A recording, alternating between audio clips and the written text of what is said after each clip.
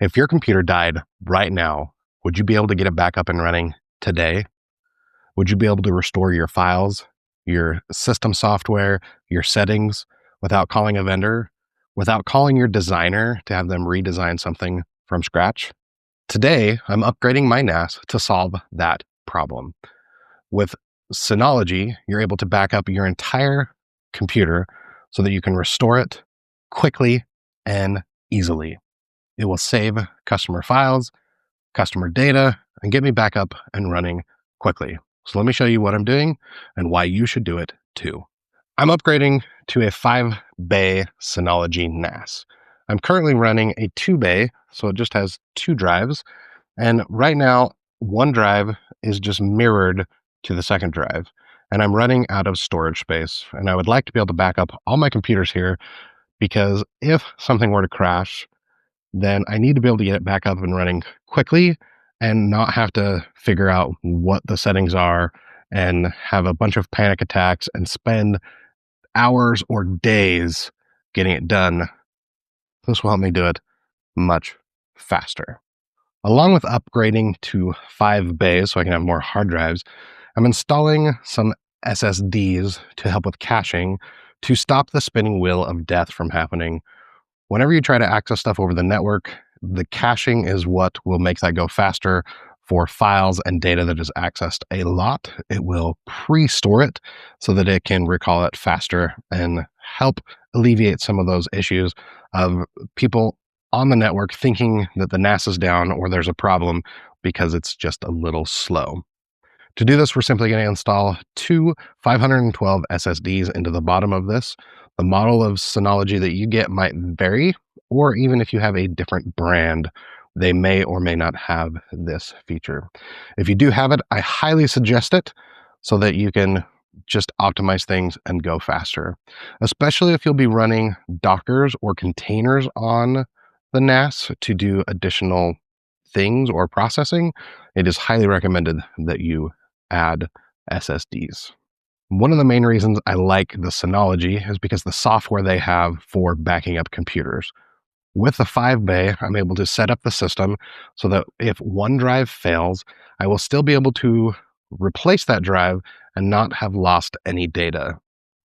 They also have software that I can install on every machine in the company that will create an image backup.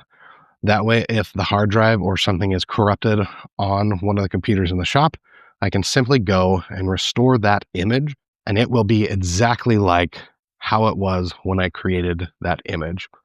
And the beauty of it is you can have it update the image automatically. The other nice thing about the NAS is it's where we store all of our customer files. 1, so that we have backups, but 2, so that every computer in the shop can access it. We're not dependent on it being on my computer or someone else's computer, them being gone, that computer being down, that computer being off.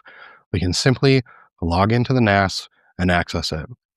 The great thing about Synology and most network attack storage devices is you can set up usernames, passwords, and access.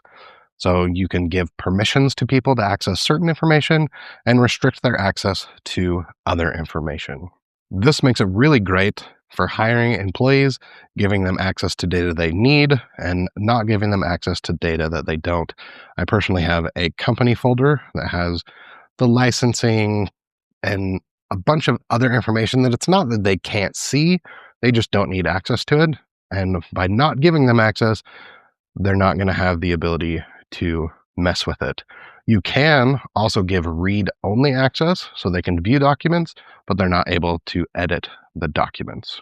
The reason I really like this is the files for customers are kind of the bread and butter of the business. If we don't have those files, we're not able to reproduce their images. And while there are companies like our great sponsor, FireSprint, who do keep files in their system for a period of time, I don't want to have to go to FireSprint and say, hey, you printed this for me X number of months or years ago. Do you still have it? Because they might not have it anymore. They roll through their data probably so quickly.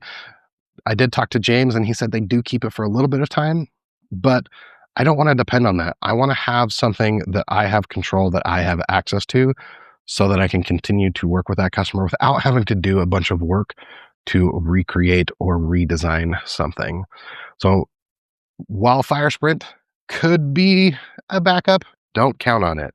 But what you can count on them for is doing signs, banners, stickers, and so much more. Make sure you check them out with the link down below. You can save 10% off your first order by using that link. And your support is what helps make these videos possible. So make sure you give FireSprint some love, and I appreciate them for sponsoring this episode. Now, the biggest reason I'm going from my 2-bay Synology to the 5-bay is strictly storage. I'm not really going to get anything other than more data from upgrading. I'll link the NAS that I'm using down in the description, along with the hard drives that I like and that I use. And I suggest that you do something like this in your business.